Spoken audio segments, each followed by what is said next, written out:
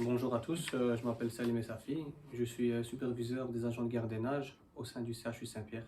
Bonjour, je m'appelle Julien, je suis délégué syndical CGSP au CHU Saint-Pierre et je travaille comme agent d'accueil dans un premier temps aux urgences et actuellement dans les consultations de la polyclinique. Ils ont voulu mettre un horaire en place, mais le problème c'est que cet horaire impactait notre salaire. Après plusieurs discussions et aménagements de leur part, on est tombé d'accord sur un horaire le 5 avril. Et à notre grand étonnement, 2, 3 semaines plus tard, on reçoit un mail pour dire que notre service va être privatisé. Et c'est la douche froide pour tout le monde, parce qu'on ne comprend pas un tel changement de leur part, surtout qu'on avait déjà pris une décision en assemblée générale avec tous les travailleurs et la direction.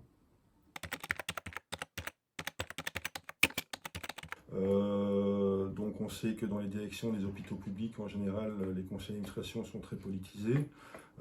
Parmi eux, certains représentants de partis politiques connus ont pris des positions par le passé pour la défense du service public. Donc maintenant, évidemment, pour la CGSP, c'est absolument inconcevable et incompréhensible qu'on puisse en arriver là et privatiser un des services du CHU Saint-Pierre, un des plus grands hôpitaux publics de Bruxelles.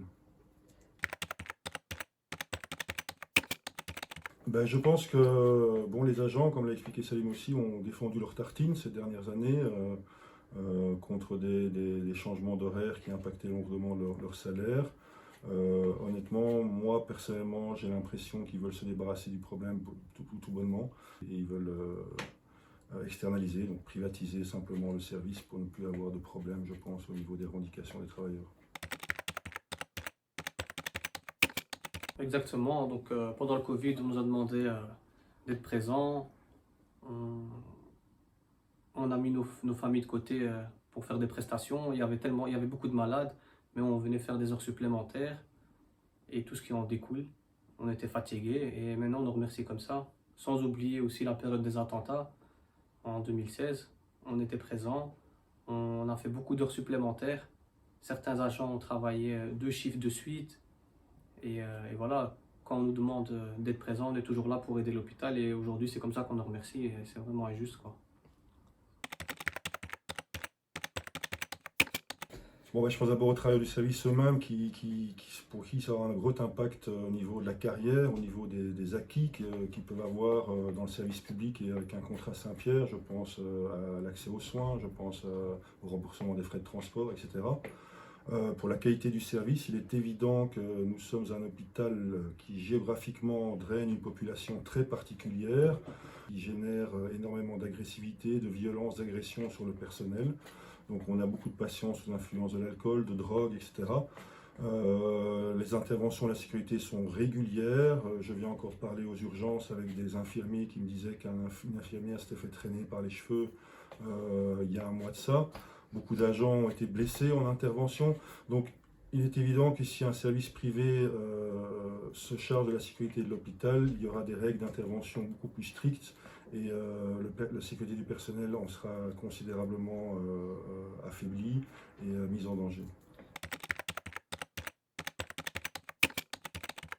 Ce qui est hallucinant, c'est aussi il y a un an, notre manager security nous a inscrit à un concours award du meilleur service de sécurité dans le Benelux et on a fait partie des finalistes.